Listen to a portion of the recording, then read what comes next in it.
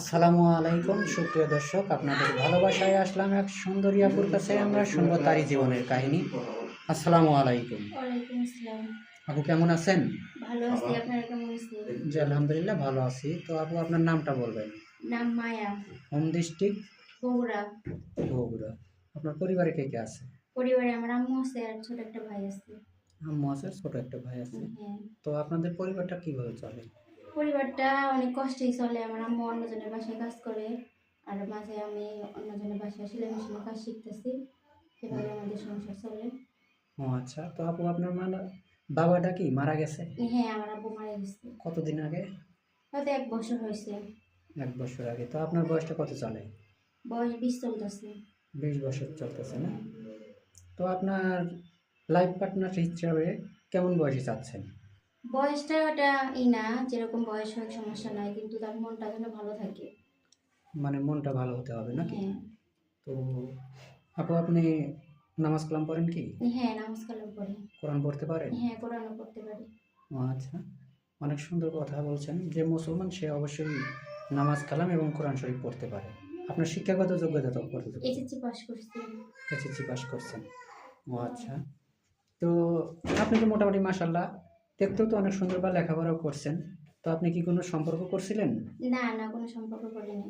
কোনো সম্পর্ক করেন নাই? না। তো আপনি কি বিয়ের পরে শুধু আপনার স্বামীর সাথেই সম্পর্ক করবেন?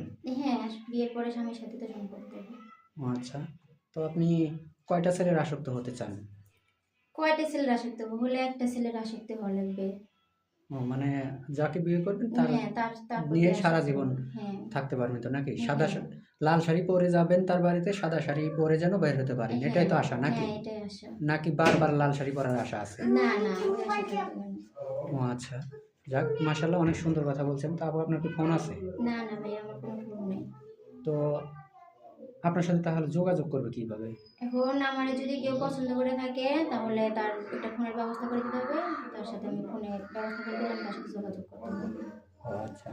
তো অনেকেই বলে যে ভাই আপনাদের চ্যানেল থেকে যদি কোনো মেয়েকে ফোনের ব্যবস্থা করে দেওয়া যায়, কিছুদিন কথাবার্তা বলার পর কিছু টাকা পয়সা নেওয়ার পরে আর ফোন কথা বলে না বা ব্লক করে দেয়। এরকম করবেন কি কখনো? না, না, ওরকম করবো না। এরকম করলে কিন্তু আইনগত যে ব্যবস্থা সেটা কিন্তু আপনার উপর গ্রহণ করা হবে। জানেন তো নাকি? হ্যাঁ, জানি। ও আচ্ছা।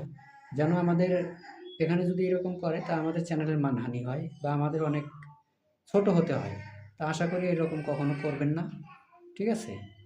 তো আপনি যদি কোনো প্রবাসী ভাই বা কোনো দেশের ভাই যদি বিয়ে করে আপনাকে বাড়িতে রেখে সে অন্য জায়গায় কর্মস্থলে থাকে, তো হয়তোবা তার বয়সটা বেশি, দেখতেও সুন্দর না। তো যদি আপনাকে কোনো সুদর্শন ছেলে পছন্দ করে আপনাকে প্রেমের প্রস্তাব দেয় বা তার হাত ধরে পরকে করে চলে যাবেন না? না, না, তা যাবো না। সত্যি কথা বলতেছেন তো না? হ্যাঁ, সত্যি কথাই বলতেছি। ও আচ্ছা। তো যাই হোক মাশাআল্লাহ অনেক সুন্দর কথা বলছেন আপু। আপনি দেখতেও তো অনেক সুন্দর। আশা করি ইনশাআল্লাহ আপনার মনের আশাটা যেন আল্লাহ তাআলা পূরণ করে দেয়।